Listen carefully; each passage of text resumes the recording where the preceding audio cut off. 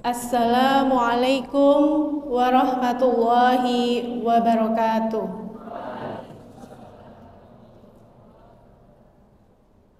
Innal hamdalillah nahmaduhu wa nasta'inuhu wa nastaghfiruh wa na'udzu billahi min syururi anfusina wa min sayyiati a'malina may yahdihillahu fala mudhillalahu wa may yudlil fala hadiyalah. Asyhadu an la ilaha illallah wahdahu la syarikalah wa asyhadu anna Muhammadan abduhu wa rasuluhu amma ba'd. Rabbi srohli sodri wa yassirli amri wahlul 'uqdatam min lisani yafqahu qawli. Amin ya rabbal alamin.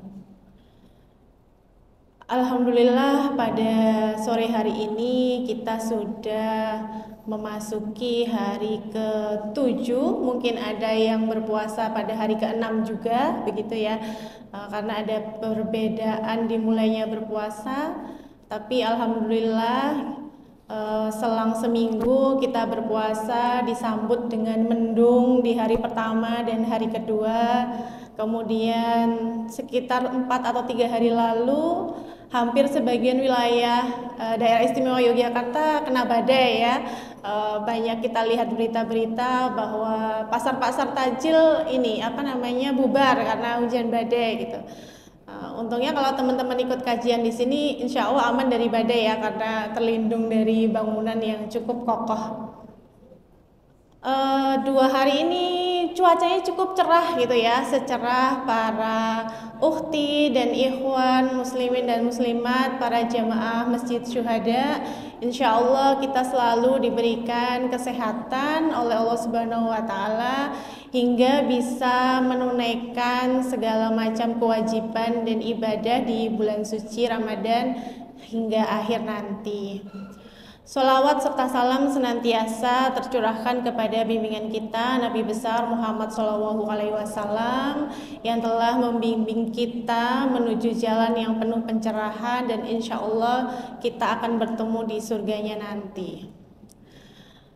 Saya ingin sedikit cerita ya sebelum memulai kajian sore hari ini. Jadi undangan dari panitia itu kalau nggak salah masuk sekitar awal Februari, cukup lama begitu ya. Saya sebenarnya sudah 5 bulan tidak menerima undangan apapun gitu ya, untuk mengisi baik itu kajian, diskusi, karena ibu saya sakit gitu. Ibu saya sakit dan harus dirawat di rumah sakit sebulan itu bisa 20 hari gitu. Pulang 10 hari, habis itu dirawat lagi 20 hari. Waktu diberi undangan saya sempat ingin menolak gitu ya. Sepertinya mau saya tolak saja, takutnya nanti pas ibu harus ditungguin di rumah sakit gitu ya. Tapi ya udahlah, nanti dulu aja, kan masih lama. Kita lihat nanti, misal H-10 saya akan memutuskan jadi atau tidaknya gitu. Nah, qadarullah nih, ternyata tanggal 20 Februari kemarin ibu kembali ke hadirat Allah Subhanahu wa Ta'ala. Kok saya jadi nangis?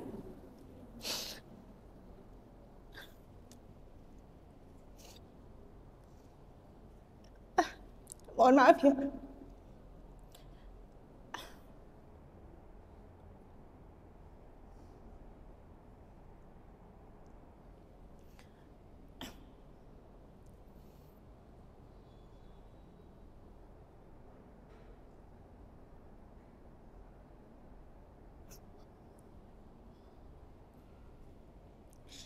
Tema pada hari ini gitu ya, kita akan membahas tentang bagaimana istri-istri Rasulullah itu menjadi role model bagi muslimah. Nah, kita tahu gitu ya, hidup sebagai perempuan itu punya tantangan dan problematika di setiap zaman, selalu ada tantangannya gitu ya.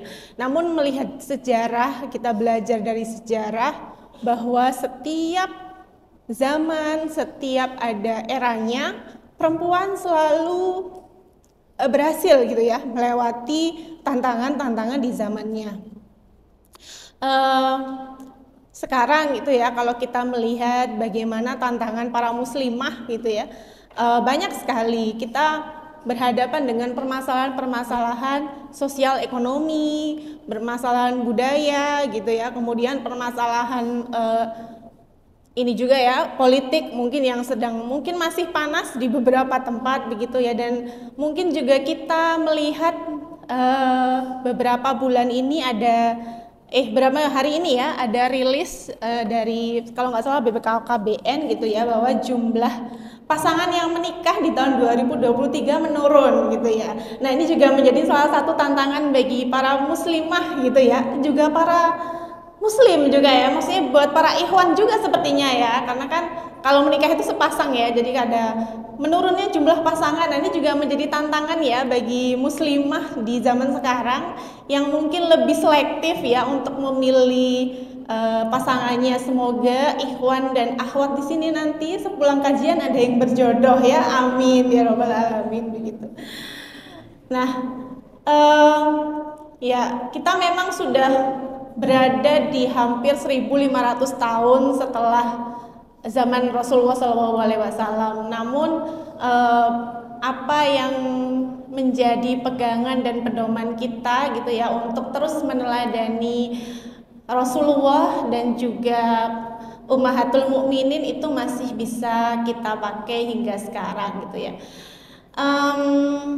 Dari beberapa ini ya, kita kembali ke sebutan Ummahatul Mukminin. Jadi Ummahatul Mukminin itu sebutan untuk istri-istri Rasulullah SAW gitu ya. Kenapa panggilan itu diberikan kepada istri Rasulullah? Itu karena kita diperintahkan untuk menghormati dan memuliakan beliau, para istri Rasulullah, seperti kita memuliakan juga Nabi Muhammad SAW.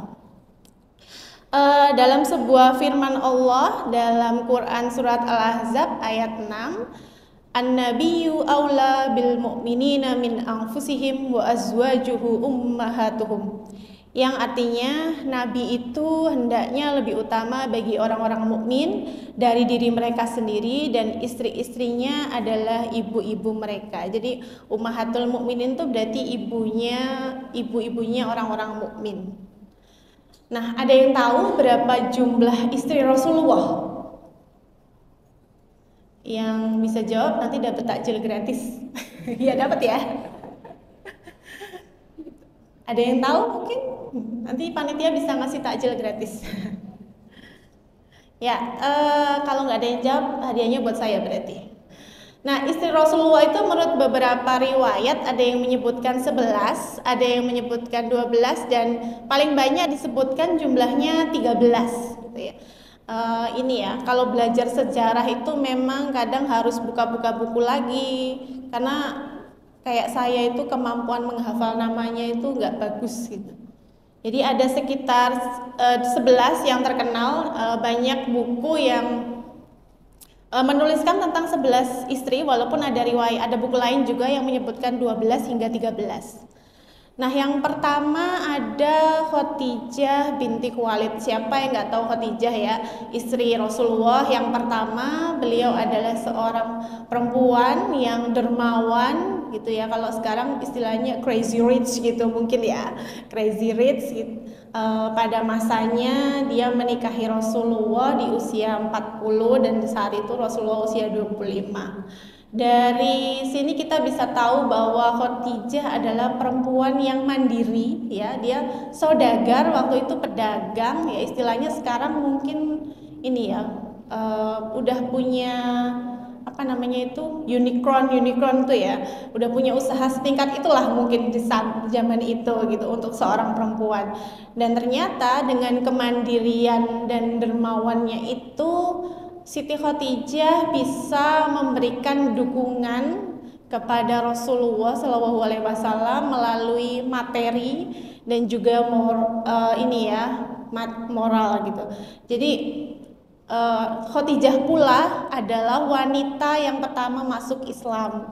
Ya, Khadijah juga yang pertama kali percaya dan mendukung sepenuhnya bahwa Rasulullah benar memilih untuk berdakwah Islam gitu. Jadi sangat penting peran Khadijah di sini bagi Rasulullah. Jadi dia dermawan, kemudian mandiri, dan selalu setia untuk mendukung Rasulullah. Istri yang kedua namanya Saudah binti Zam'ah gitu. Jadi Rasulullah itu waktu menikah dengan Khadijah itu hanya Khadijah seorang gitu ya, belum menikah lagi sampai Khadijah meninggal. Kemudian setelah meninggal dan hijrah ya, Rasulullah menikah dengan Saudah gitu ya, untuk menemani dakwahnya saat jadi pas mau berangkat ke Madinah itu kalau nggak salah dia menikah dengan Saudah itu. Nah, Saudah ini adalah seorang janda gitu ya, jadi istri yang dinikahi Rasulullah baik yang pertama maupun yang kedua sama-sama jandanya. Fokusnya memang Saudah ini dikenal sebagai wanita yang baik, dermawan dan periang gitu ya, karena waktu itu masa transisi Rasulullah berduka dan harus hijrah, dan waktu itu anaknya masih kecil-kecil sehingga Rasulullah butuh istri yang ini ya, penyayang gitu dan periang, juga baik untuk memberikan dukungan terhadap Rasulullah. Yang ketiga tentunya tidak lain yang kita kenal sebagai Ummul Mukminin, ibunya orang-orang beriman. Siapa? Aisyah ya, Aisyah. Ini yang jawab uhti-uhtinya, ikhwannya lagi lemes ya Mas ya. Gitu. Ya, Aisyah adalah istri ketiga Rasulullah gitu ya, karena masih muda. Aisyah cerdas, berpengetahuan luas, cekatan dan bergaul dengan baik gitu ya, dengan semua sahabat dan masyarakat di sekitar gitu. Nah, Aisyah adalah putri dari sahabat Rasulullah Abu Bakar As-Siddiq gitu ya, yang tentu sangat dekat dan selalu mendukung ini ya, jalan dakwah dari Rasulullah. Ketika dia menjadi istri Rasulullah, diriwayatkan dia sudah menceritakan meriwayatkan sekitar 2000 hadis gitu ya, 2000 hadis, dan salah satu dari 3 istri Rasulullah yang hafal seluruh ayat dalam Al-Quran gitu ya. Jadi kita bisa bayangkan kalau sekarang 2000 hadis itu udah berapa jilid buku gitu ya, kemudian itu hafal di luar kepala dan juga hafal satu mushaf Al-Quran.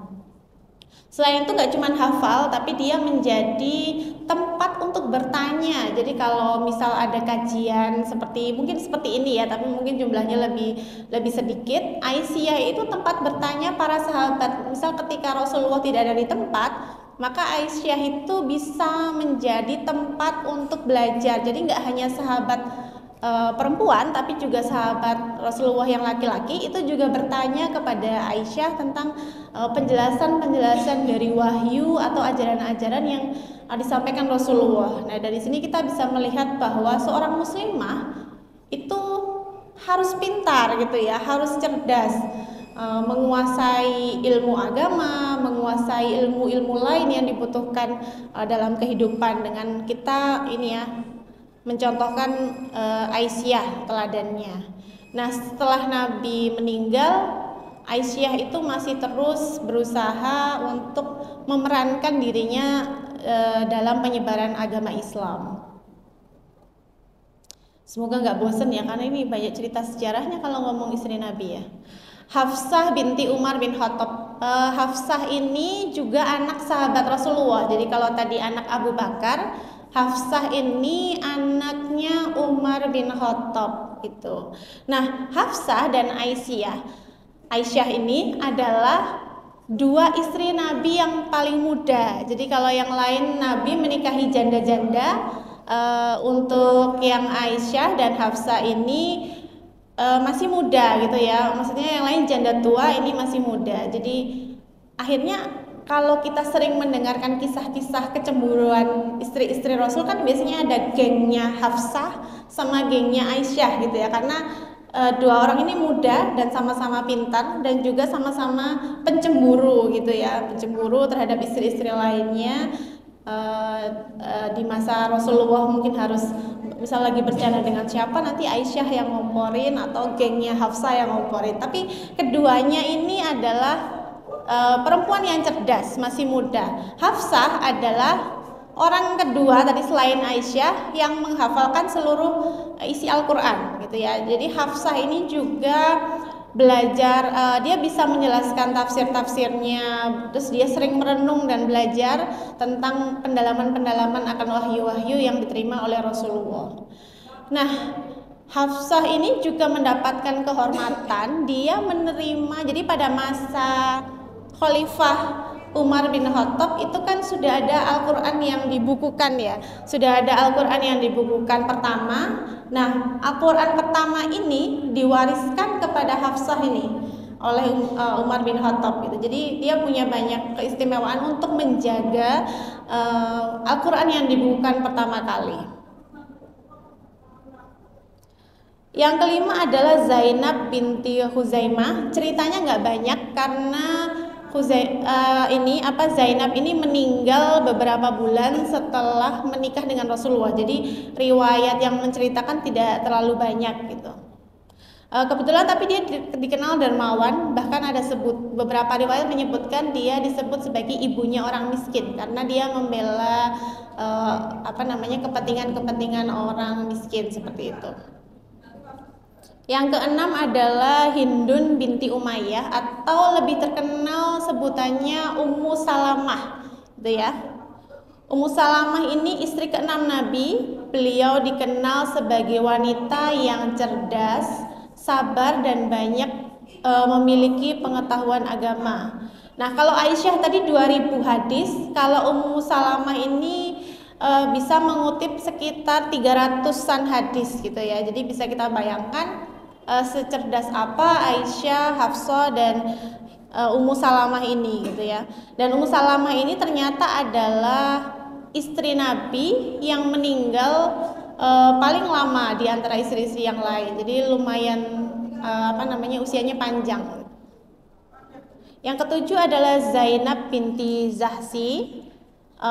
Ini Zainab itu sebenarnya adalah mantan istrinya Zaid bin Haris ya, anak asuhnya Rasulullah SAW. Nah, perintah untuk menikah dengan Zainab ini adalah bukti bahwa anak angkat itu tidak punya hubungan nasab dengan orang tua angkat, sehingga ketika Zaid bercerai dengan Zainab, Rasulullah bisa menikahinya seperti itu. Dan Zainab ini adalah perempuan yang kebetulan juga dari kaum bangsawan yang kaya raya, sehingga dia dikenal sebagai perempuan yang dermawan dan banyak amalnya. Yang kedelapan ada yang namanya Juwairiyah binti Haris gitu. Nah, ini dia ditangkap waktu perang melawan Bani Mustalik gitu. Nah, Rasulullah mengangkat suku Bani Mustalik itu dengan menikahi Juwairiyah gitu. Jadi waktu itu kenapa mereka ditawan? Karena mereka dianggap sebagai suku yang rendah. Nah, dari Rasulullah menikahinya untuk mengangkat derajat dari bani tersebut, supaya bani tersebut tidak diremehkan dan tidak dihina lagi, sehingga Rasulullah menikah dengan salah satu perempuan yang menjadi tawanan yang disebut dengan Bani Mustalik gitu. Yang kesembilan ada Ummu Habibah. Ini anak dari Abu Sofyan, walaupun ayahnya dulu membenci Rasulullah di awal perjuangan dakwah Islam, tapi Ummu Habibah ini sudah Islam bersama suaminya terdahulu sebelum suaminya meninggal gitu ya. Jadi ini juga janda yang dinikahi oleh Rasulullah begitu. Yang ke-10 bernama Maimunah binti Al-Harith gitu. Nah, ini istri ke-10. Ceritanya juga tidak banyak, jadi dia hanya dikenal sebagai istri yang sabar. Ya, istri Rasulullah kayaknya sabar semua ya, karena mungkin pada saat berjuang menemani Rasulullah, cobaannya juga banyak, tidak mudah kan menjadi pendamping seorang nabi gitu ya. Nah, dan yang terakhir ada Raihanah binti Zaid. Ini yang terkenal biasanya karena dia awalnya orang Yahudi, kemudian memeluk agama Islam dan dinikahi oleh Rasulullah SAW. Nah, dari tadi saya hanya menyebutkan 11 karena itu yang paling sering diceritakan gitu ya.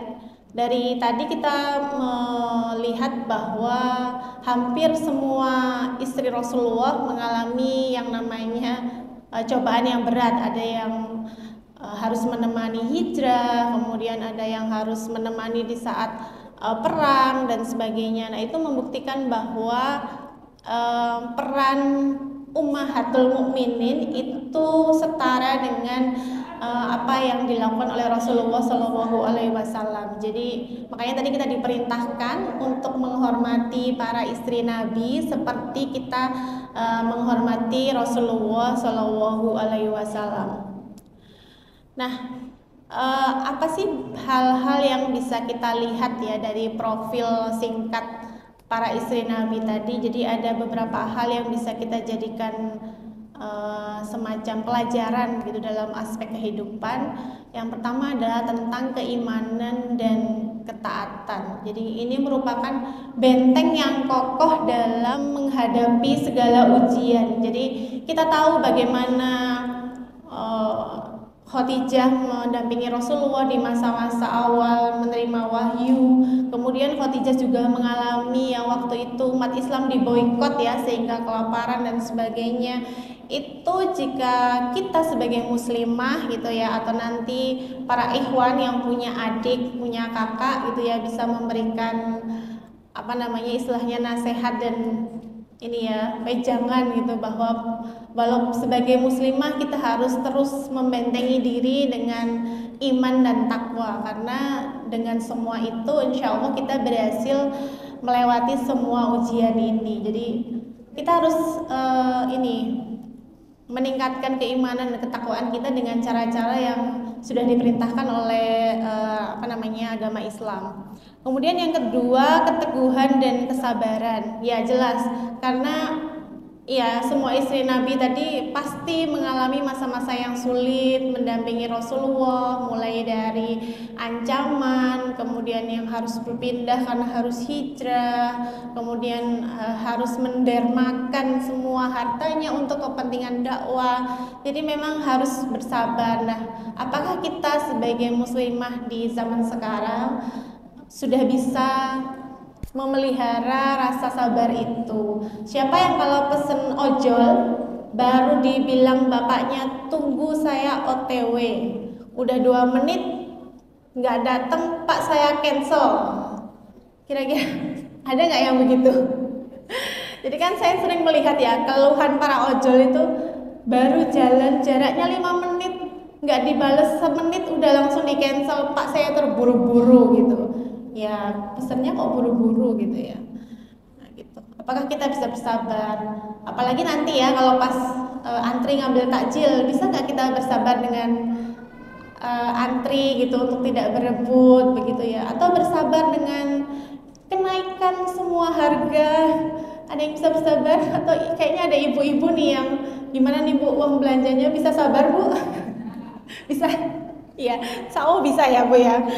Nah, kemudian sebagai perempuan ya, karena kita membahasnya istri gitu ya, para istri Rasulullah itu berperan baik sebagai istri dan juga sebagai ibu gitu ya. Mereka ada yang melahirkan anak, kemudian kalau Aisyah radhiyallahu anhu tidak dikaruniai anak, tapi bagaimana mereka bisa menjadi istri yang selalu bisa mendampingi suami, tapi juga bisa tetap mendidik anak, bahkan juga bisa menjadi partner para sahabiah untuk berdiskusi tentang keagamaan gitu. Jadi nggak hanya sebagai perempuan, tapi juga bisa sebagai istri dan ibu yang juga bisa menjaga keharmonisan rumah tangga. Kita sering mendengar ya kisah-kisah romantis istri Nabi gitu ya dengan Nabi gitu, misal kayak Rasulullah lomba lari dengan Aisyah gitu ya, terus Rasulullah juga sering menggoda Hafsah, bagaimana Khadijah itu selalu diingat oleh Rasulullah gitu. Berarti kan mereka itu juga bisa menjaga keharmonisan rumah tangga, bahkan api-api cemburu di antara para istri ya waktu itu bisa menjadikan suasana harmonis dalam rumah tangga Rasulullah. Yang keempat adalah kepedulian sosial. Jadi tadi hampir banyak beberapa istri itu adalah orang kaya. Jadi dia dermawan, maka tingkat kepedulian sosialnya tentu tinggi ya. Mereka bahkan kalau Hafsah itu suka memasak gitu ya, suka memasak sehingga dia sering tuh habis masak membagikan makanannya ke tetangga dan ke orang-orang. Kemudian kalau Aisyah itu suka mengumpulkan orang, kemudian diberi uang, diberi makanan dan sebagainya gitu. Nah, rata-rata mereka peduli dengan sekitar gitu. Bahkan ada yang setiap hari itu kerjaannya hanya menolong orang. Bahkan tadi ada yang walaupun hanya beberapa bulan menjadi istri Nabi, dia disebut ibunya orang miskin karena sangat-sangat dermawan terhadap orang-orang miskin. Bahkan ada istri Nabi yang seorang budak yang dinikahi oleh Nabi dan dimerdekakan. Setelah menjadi istri Nabi, kegiatan sosialnya adalah dia berusaha membebaskan budak sebanyak-banyaknya gitu ya. Jadi sungguh banyak sekali kegiatan sosial yang dilakukan oleh para istri Nabi. Jadi kalau sekarang muslimah kok mager di rumah gitu ya, itu sepertinya siapa yang dijadikan role model gitu ya. Walaupun jadi ibu dan jadi istri, kita tuh masih bisa gitu ya mengikuti kegiatan-kegiatan untuk mewujudkan kepedulian sosial kita kepada masyarakat. Yang kelima adalah kehidupan sederhana. Jadi kehidupan sederhana ini adalah sesuatu yang bisa kita contoh. Tapi sekarang kira-kira bisa nggak kita hidup sederhana gitu ya? Karena kalau kita melihat ini ya, para muslimah dan muslimin generasi Z, nah itu kan tiada hari tanpa share gitu. Hari ini aku mau buka di hotel ini nih all you can eat 400.000 gitu kan, tapi aku dapat diskon gitu karena aku membernya bayarnya 2 juta ternyata. Nah gitu ya, atau aku baru beli tas nih limited edition seharga motor Vario, nah mungkin gitu. Itu ya boleh-boleh saja sih sebenarnya ya, cuman bagaimana kita bisa mencontohkan bahwa hidup sederhana. Kalau sekarang kan musimnya ini ya, hidup minimalis gitu ya.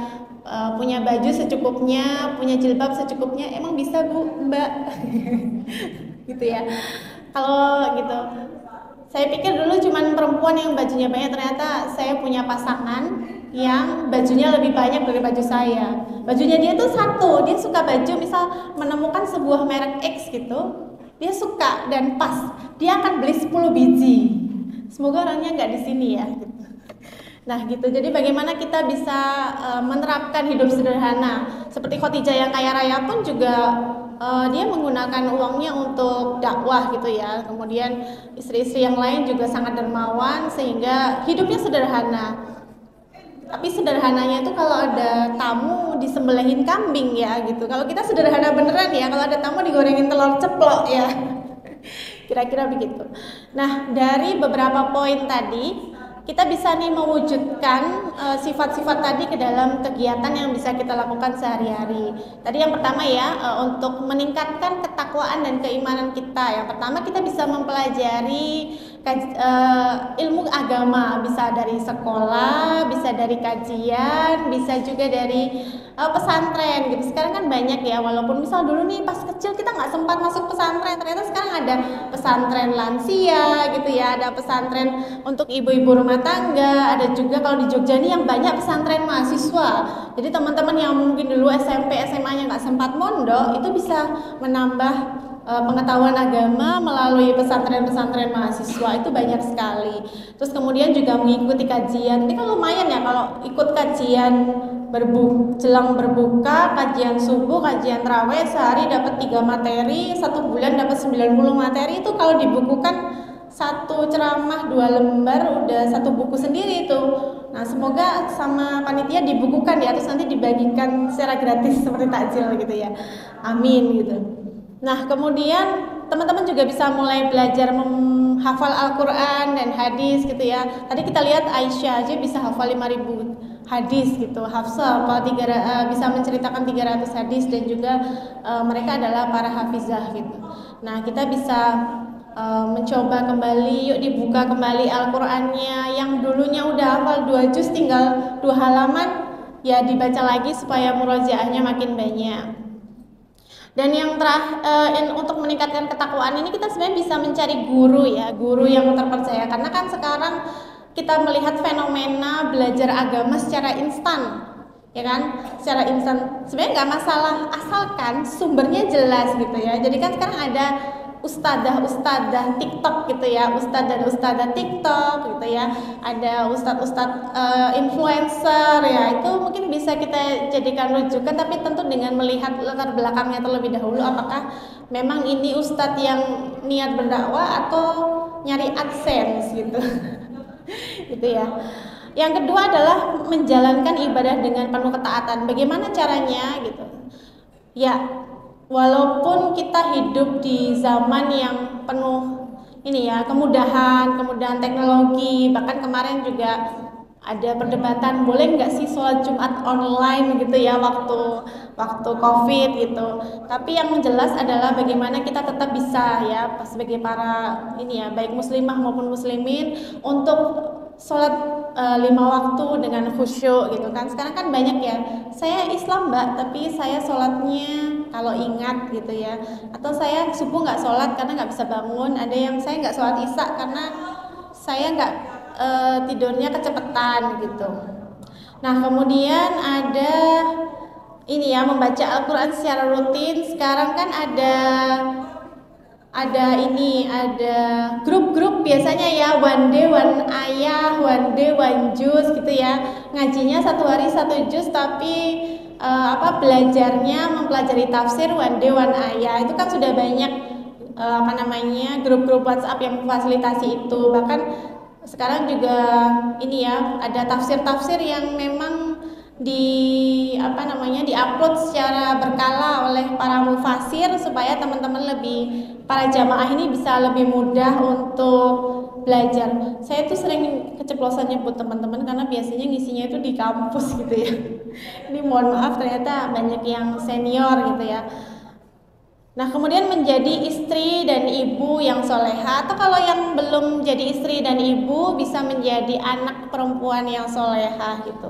Tantangan sekarang ya, bagaimana kita tetap menjaga bahwa kita adalah perempuan yang mulia, punya akhlak yang baik, dan itu tidak hanya berlaku bagi perempuan tapi laki-laki juga harus menjaga akhlaknya, supaya siapa tahu gitu ya, setelah iktikaf di 10 hari terakhir nanti pasca lebaran ada yang saling silaturahmi nih ke rumahnya gitu.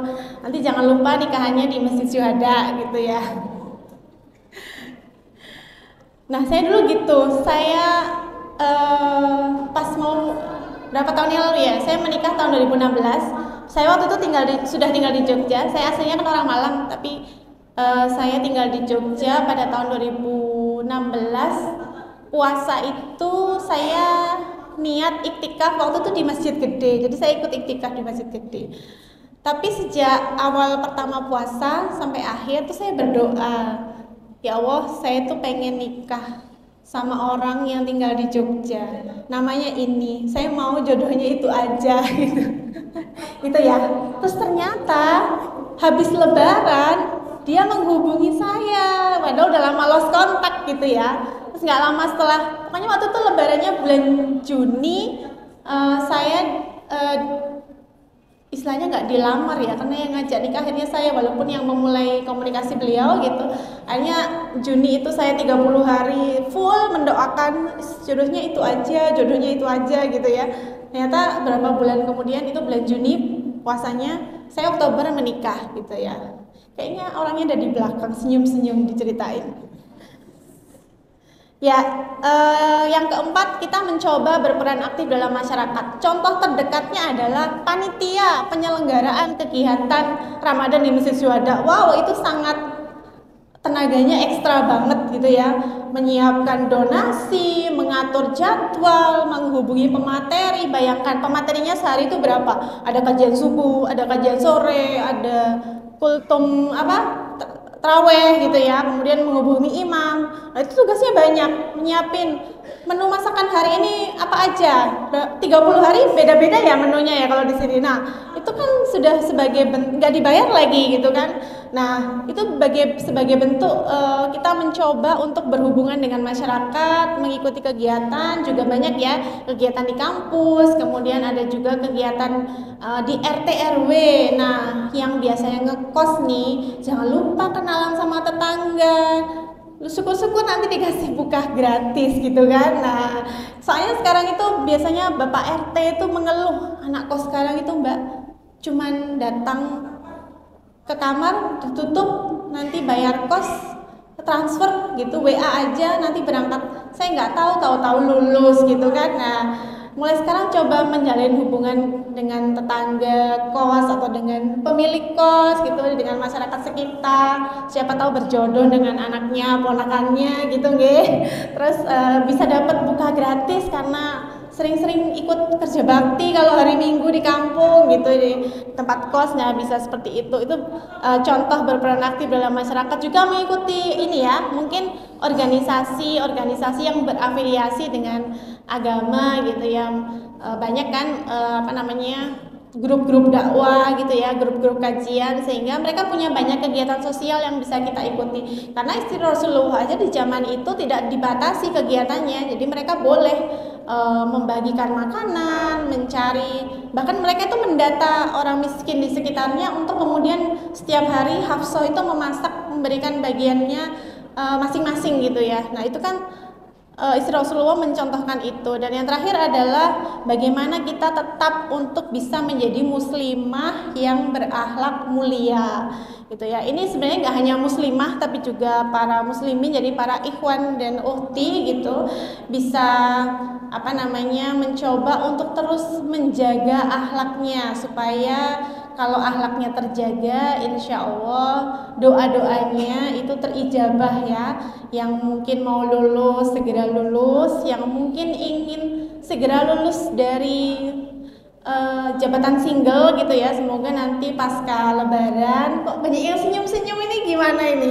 Udah ada yang dilirik.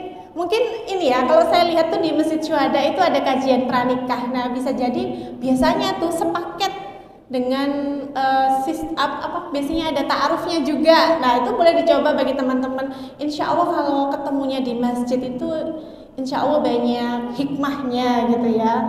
Minimal sama-sama muslim, udah nggak pikiran lah yang lain gitu ya. Nah, dengan beberapa hal yang bisa kita lakukan tadi, bahwa kita perlu mengingat tidak hanya ada Rasulullah sebagai suri tauladan yang bisa kita contoh dalam kehidupan sehari-hari, tapi juga ada istri-istri Rasulullah yang bisa kita jadikan contoh dalam kehidupan sehari-hari.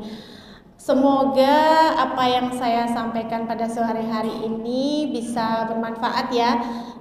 Teman-teman bisa nanti pulang ke rumah dengan bahagia, kemudian bisa mengatur jadwalnya nih, kira-kira saya perlu menambah apa lagi nih gitu kan. Ternyata banyak yang harus saya lakukan sebagai perempuan, dan sebagai laki-laki juga perlu nih memikirkan kira-kira yang punya adik atau kakak, ayo Mbak kamu ngaji dong, ayo Mbak ikut kajian, ayo Dek jangan lupa nambah hafalan gitu.